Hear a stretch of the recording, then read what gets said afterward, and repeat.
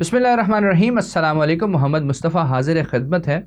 चंद रोज़ कबल मैंने अपने सोशल मीडिया पर एक तहरीर शाये की थी जिसमें मुताले की अफादियत और अहमियत पर बात की गई थी, और उसमें मैंने ये बात उजागर करने की कोशिश की थी कि इस्लामी अदब, कुरानी तशरीहात और सीरत नबी सल्लल्लाहु अलैहि वसल्लम का मुताला किस कदर ज़रूरी है। इस पर मुझे कुछ पैगामात मौसूल हुए और कहा यह गया कि कुछ कुतब तजवीज़ करूँ या चंद एक पर तबसरा अहबाब की नज़र करूँ, तो मैं कोशिश करूँगा कि वक्तन फ़वक्तन ये सिलसिला जारी रहे। बहरहाल आज जिस किताब पर हम बात करेंगे उसका नाम है रसूल अरबी सल्लल्लाहु अलैहि वसल्लम, जो एक सिख मुसन्निफ़ प्रोफेसर जी.एस. दारा की तसनीफ़ है। कमाल का अंदाज़ बयां इस किताब में अपनाया गया है और मुख्तलिफ़ पहलुओं पर बात करते हुए सीरत के हवाले से रोशनी डाली गई है। आखिर तक साथ रहिए। नाज़रीन मुकर्रम, खुदा ने जब अपना पैगाम लोगों में आम करना चाहा तो पैगंबरों को ज़मीन पर भेजा, जो कमो बेश 1,24,000 हैं। जब सारे नबी और रसूल अपनी अपनी ज़िम्मेदारियाँ निभा चुके और खालिक की तरफ लौट गए, तो फिर उसने चाहा कि अब उस नूर को खिलत वजूद अता की जाए जो पैगंबरों का इमाम, पेशवा, सरदार और बाइस तख्लीक़ कायनात है। फिर दुनिया ने देखा कि 21 अप्रैल 570 ईस्वी को वो माह जबीन अरब के कुफ्र ज़दा माशरे में इज़्ज़त व शरफ़, पाकीज़गी व तहारत, दयानत व सदाकत की दलील कामिल बनकर उतरा, जिसने देखते ही देखते सिर्फ 23 बरस के अरसे में लाखों लोगों को मुतासर करके दुनिया को हैरत में मुब्तला कर दिया।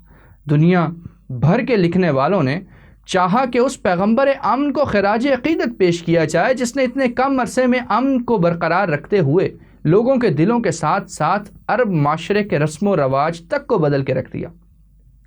मुसलमान खुदा का महबूब रसूल और आका व मौला जानकर रकम तराज हुए तो गैर मुस्लिम दुनिया को मयार ज़िंदगी अदा करने और दाई अमन होने पर मदह सरा हुए।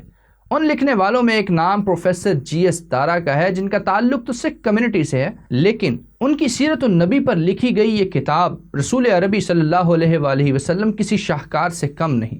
प्रोफेसर दारा का हुजूर नबी अकरम की ज़ात से वालहाना इजहार मोहब्बत दीदनी है, और ये किताब उनकी बेतासुबी और वसीउल क़लबी होने की वाज़ेह दलील है।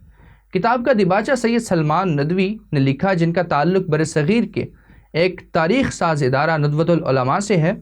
दिबाचा में लिखते हैं कि मुमकिन था कि ये किताब तारीख़ की हैसियत से इससे ज़्यादा बुलंद पाया पर लिखी जा सकती, लेकिन ये नामुमकिन था कि कोई नामुस्लिम इससे ज़्यादा खुलूस व अक़ीदत की नज़र दरबार रिसालत में इसी तरह पेश कर सकता।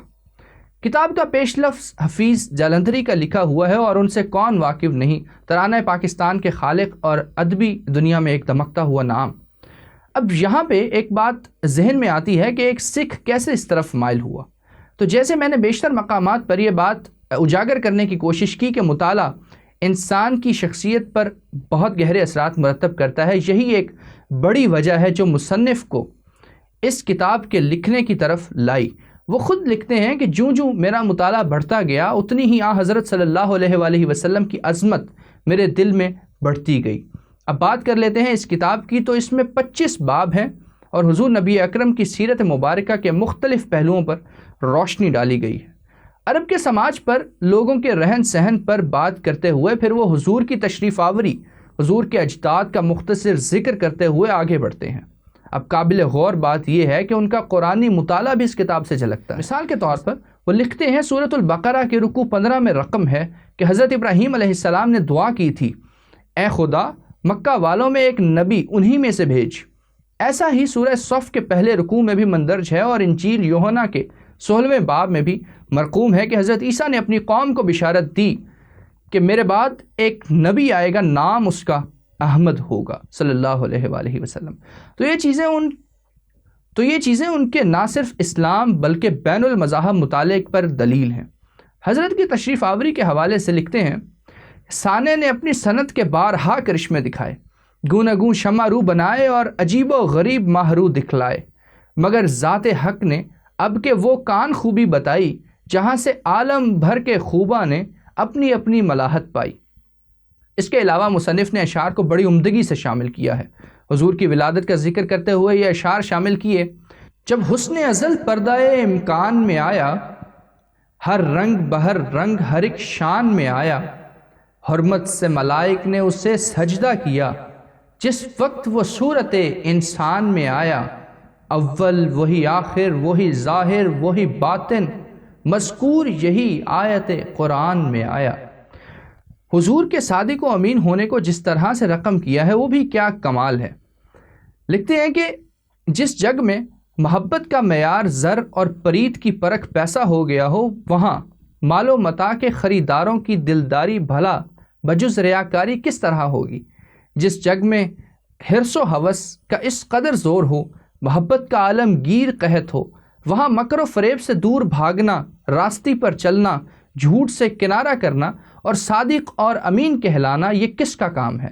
آؤ لوگو دیکھو طلسم حق ہے، اے آنکھوں والو دیکھو، تربیت کے سلسلے کو درہم برہم نہ کرو اور نرنکار کے نور کو اجسام خاک میں نہ ملاؤ۔ آؤ لوگو اس امین کو دیکھو، یہ امن روپ ہے، یہ سندر سروپ ہے۔ اے کانوں والو آؤ اس صادق کو سنو، یہ قرآن ہے، یہ صداقت کا پیغام ہے۔ مصنف کا اسلوب سادہ اور من موہ لینے والا ہے، آسان اور سادہ زبان و بیان قابل ستائش ہے۔ ہجرت مدینہ کا احوال لکھتے ہوئے خوب منظر کشی کرتے ہیں کہ مومنین مدینہ کو موہن کا مکھڑا دیکھ چاند چڑھ آیا، مسرت کی مدد سے مسرور ہوئے جاتے تھے اور کسی کی پریم میں چور۔ جگہ جگہ انہوں نے شادیانے بجائے اور گھروں میں گھی کے چراغ جلائے۔ ہر شخص آپ سے یہی کہتا تھا کہ میرے ہی گھر چلیے اور قیام کا شرف مجھے دیجیے۔ اگر محبت میں رشک نہ ہو، بڑا قابل غور، اگر محبت میں رشک نہ ہو اور عشق میں رقابت نہ ہو تو پریم کی جوت کا دیا بھلا کیوں کر چلے۔